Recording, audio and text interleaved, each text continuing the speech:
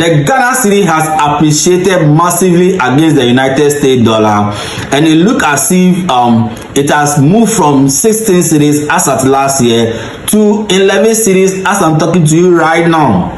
So this is a massive performance we are all supposed to be happy about. But no, the conversation has shifted from that, because Mahama wants to take credit, Bawumia wants to take credit, and now who is the person we are supposed to give this credit to?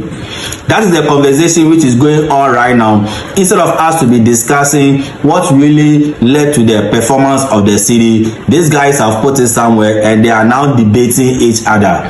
So Bawumia was at a public lecture and he was making some assertions that the NDC government has not introduced any reform because they just launched their budget just last month or last 2 months, which is not having any form of policy direction that is making the cedi to stabilize, which means he wants to claim it for himself. I think one of the things that if you ask a simple question to the NDC to point out exactly what policy they have implemented that has resulted in the appreciation of the cedi, they cannot tell you one that has been implemented, not sort of talked about, but actually implemented. So if you want to claim this thing for yourself, ask yourself, as at the time you were in power, how much was the cedi, and what were the factors that were affecting the cedi not being able to appreciate? Because at that time the cedi was around 15 cedis, 16 cedis and 17 cedis. But if today the cedi is around 11 cedi, how should we believe that we are the cause of this massive appreciation? So I don't want to believe that Bawumia, you are responsible for it, even though you did some kind of reforms like the good for oil, but it did not yield the maximum benefit we are all looking out for. That is why it couldn't play well for you. But today Mahama too has replied Bawumia, and what is really telling Bawumia is that it's not about policy, but it is rather about effective leadership. Watch this video. We have seen a response to the work that we've done, especially when it comes to the economy and hardship and all that. And somebody says, point to one policy that you have implemented to make the cedi appreciate. And I said, one policy. It's not about one policy. The answer is effective leadership.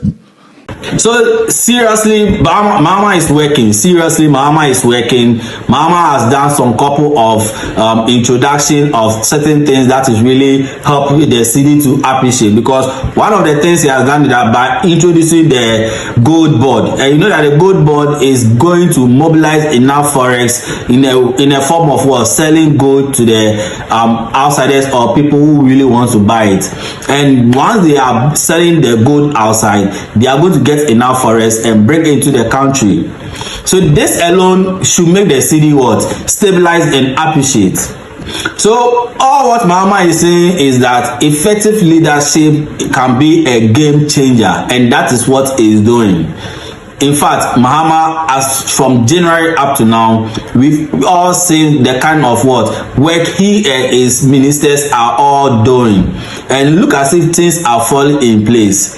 But I don't know whether Mahama too can take credit for this, because there's a major factor which is playing globally, and that is the US dollar depreciating against all currencies. So if the two of you are not arguing on that basis and you are trying to highlight whatever you did here and there, you should not forget that the US dollar is also going under massive depreciation. And because of that, the Ghana cedi is also gaining some kind of weight and strength. So the accreditation for me, I'm not giving it to anybody as at now until I see more effort from the new government right now. That's the Mahama administration implementing some policies to stabilize the cedi. But to put all this thing aside, what is the effect of this cedi in our pocket? Because we ordinary Ghanaians, we don't care who is doing what and who is doing that. All what we care is how is it affecting our pocket. Because as I'm talking to you, on the grounds, the transport fares has not been reduced. When you go to the market, goods and services have not reduced. So what is it that we are benefiting in this cedi appreciation that you people want to take credit for? So if you people really want to take credit for all these things, then you have to bring some kind of directive to make things, the price of goods and services in the market also come down. Because if these things do not come down, that means that we, the ordinary Ghanaians, we are not benefiting. And once we are not benefiting, there's nothing like both of you taking credit for whatever work you have done. Because your work did not prove that our pockets should be filled, or we should have some kind of increment in our incomes. And once our incomes is not increasing, then the economic value of the cedi appreciation is useless. So let us put the conversation aside and deal with the factors that is making the Ghana cedi appreciate, and know how best you guys go fit manage and stabilize the cedi to a longer period of time, so that businesses can plan very well, businesses will know what to do, and also tackle the prices, the inflation of the price of goods and services. People are not reducing their things, even though you guys are quarreling over who is taking credit for this cedi appreciation. So we want to see this physically in our pocket by reducing prices of goods and services, and also ensuring that our income grows in our pocket, and that is when we can believe that you guys are working. But for now, Mahama administration is in power. The kind of team he has put together to be able to manage the economy is on point.